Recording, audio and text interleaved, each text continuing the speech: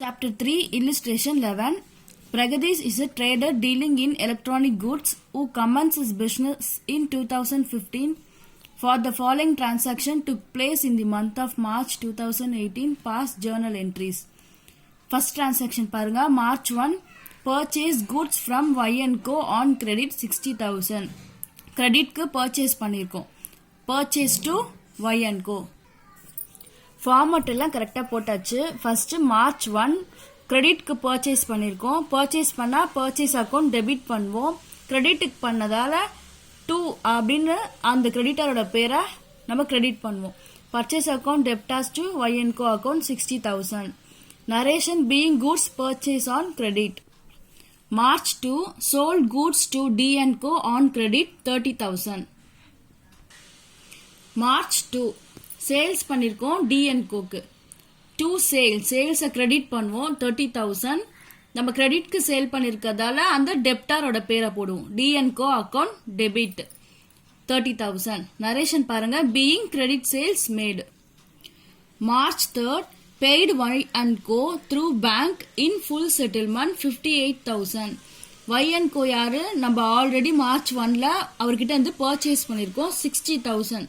இங்க full settlement அப்படின்னு இருக்கிறதால 58,000 தான் கொடுத்துருக்காங்க 60,000க்கு. அப்ப அந்த மிச்சம் 2,000 டிஸ்கவுண்ட். மார்ச் 3 நம்ம பே பண்ணிருக்கோம் கேஷ் Y&Coக்கு. ஏன்னா நம்ம Y&Co கிட்ட இருந்து பர்ச்சேஸ் பண்ணதால பே பண்ணிருக்கோம். Y&Coக்கு நம்ம 60,000 தரணும். ஃபுல் செட்டில்மெண்ட் அப்படின்ற வேர்டு வந்திருக்கு. நம்ம 58,000 தான் பே பண்ணிருக்கோம். பேங்க் மூலியமா பே பண்ணிருக்கோம். நம்ம பே பண்ணா கேஷ் வெளியில போகும். பேங்க்ல இருந்து பே பண்ணதால பேங்க் மூலியமா போயிருக்கு. அதனால டு பேங்க் அக்கவுண்ட் 58,000. இதுல 2,000 டிஸ்கவுண்ட் வருது. டிஸ்கவுண்ட் எப்பவுமே பேங்க் இல்ல கேஷ் கூட தான் வரும்னு சொல்லியிருக்கேன். அதனால இப்ப பேங்க் நம்ம கிரெடிட் பண்ணதால டிஸ்கவுண்ட்டையும் கிரெடிட் பண்றோம். To discount received account 2,000. மேல Y&Co அக்கவுண்ட் 60,000. இப்போ இது வந்து டிஸ்கவுண்ட் ரிசீவ்டு. நம்ம பர்ச்சேஸ் பண்ணதுல அந்த அமௌண்ட் நம்ம பே பண்ணும்போது டிஸ்கவுண்ட் வந்தா அது டிஸ்கவுண்ட் ரிசீவ்டு.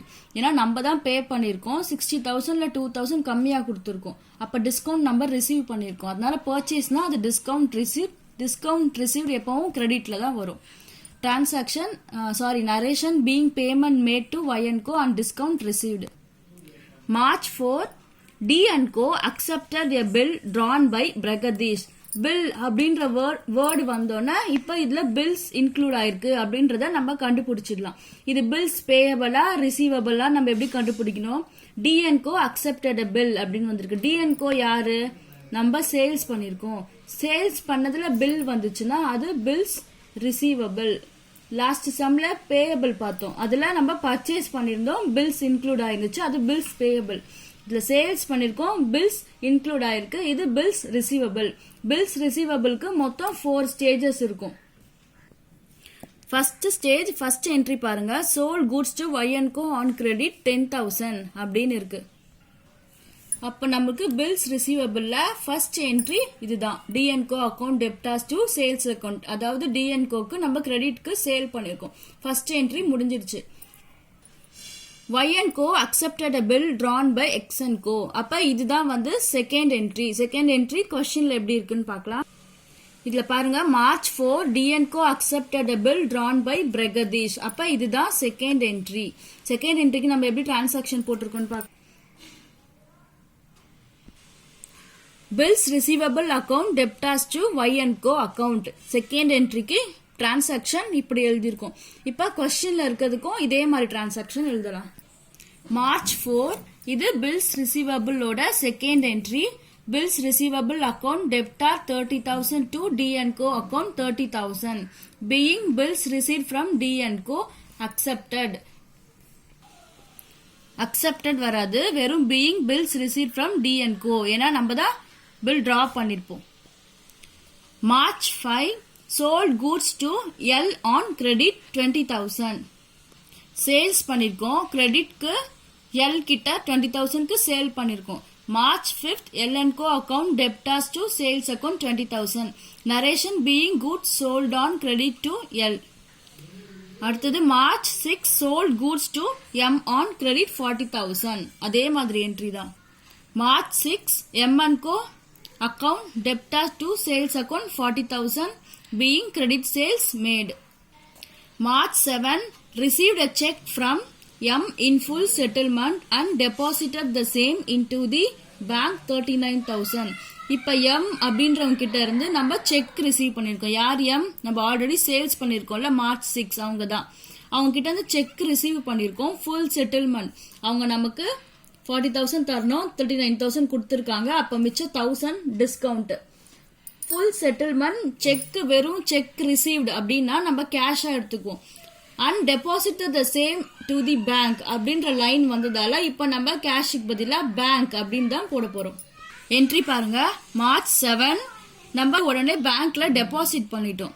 அதனால பேங்க் அக்கவுண்ட் டெப்டார் எவ்வளவு கொடுத்துருக்காங்க, அவங்க ஆக்சுவல் அமௌண்ட் 39,000 தான் கொடுத்துருக்காங்க. 39,000. அப்ப அந்த 1,000 discount allowed account debtor 1,000. Discount எப்பவுமே பேங்க்ல கேஷ் கூட தான் வரும். பேங்க் டெபிட் பண்ணணும்னா டிஸ்கவுண்ட்டையும் நம்ம டெபிட் பண்ணுவோம். டு M அவங்க கிட்ட இருந்து வந்திருக்கு. To M account 40,000 being check receive with discount and the same deposited into bank. March 8 goods returned to Y&Co 4,000. இந்த என்ட்ரில Y&Co யாருன்னா நம்ம ஆல்ரெடி பர்ச்சேஸ் பண்ணிருக்கோம்ல Y&Co கிட்ட இருந்து மார்ச் 1 இவங்க தான் Y&Co. நம்ம கூட்ஸ் ரிட்டர்ன் பண்ணிட்டோம். நம்ம 60,000க்கு பர்ச்சேஸ் பண்ணோம். அதுல 4,000 வேல்யூ உள்ள கூட்ஸ் நமக்கு தேவையில்லை, குவாலிட்டி சரியில்லை, இல்ல ஏதோ ஒரு ரீசன்னால வேண்டான்னு ரிட்டர்ன் பண்ணிட்டோம். இப்ப நம்ம பர்ச்சேஸ் பண்ணதை ரிட்டர்ன் பண்ணிருக்கோம். அப்ப அது பர்ச்சேஸ் ரிட்டர்ன். நம்ம பர்ச்சேஸ டெபிட் பண்ணுவோம், பர்ச்சேஸ் ரிட்டர்னை கிரெடிட் பண்ணணும். மார்ச் 8 பர்ச்சேஸ டெபிட் பண்ணுவோம். பர்ச்சேஸ் பண்ணதை வேண்டான்னு திரும்ப ரிட்டர்ன் கொடுத்தோம்னா அதை கிரெடிட் பண்ணணும். அதனால டு பர்ச்சேஸ் ரிட்டர்ன் 4,000 கிரெடிட் பண்ணிருக்கோம். யாரோட ரிட்டர்ன் கொடுத்திருக்கோம்? Y&Co. Y&Co account debtor 4,000 to purchase return account 4,000. Narration being goods returned to Y&Co. March 9 L became insolvent and only 90 paise per rupee is received by cash in final settlement. இப்ப L யார் அப்படின்றது பார்க்கலாம். நம்ம already March 5 sale பண்ணிருக்கோம். L அப்படின்றதுக்கு கிரெடிட்க்கு 20,000க்கு sale பண்ணிருக்கோம். இப்ப அவரு இன்சால்வெண்டா ஆயிட்டாரு. அவர்கிட்ட நம்ம காசு வாங்குற அளவுக்கு அவர்கிட்ட கெப்பாசிட்டி இல்ல. And only 90 paise per rupee is received by cash.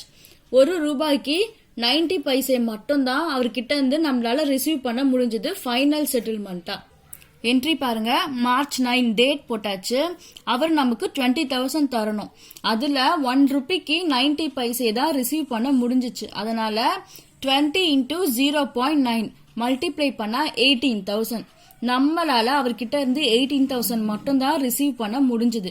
Receive பண்ணா கேஷ் உள்ள வரும்ல, அதனால கேஷ் அக்கவுண்ட் டெப்டார் 18,000 அவர் தர வேண்டிய 20ல 0.9 பைசே ரிசீவ் பண்ண முடிஞ்சது. அதனால அதை மல்டிப்ளை பண்ணிக்கணும். 20 into 0.9 18,000.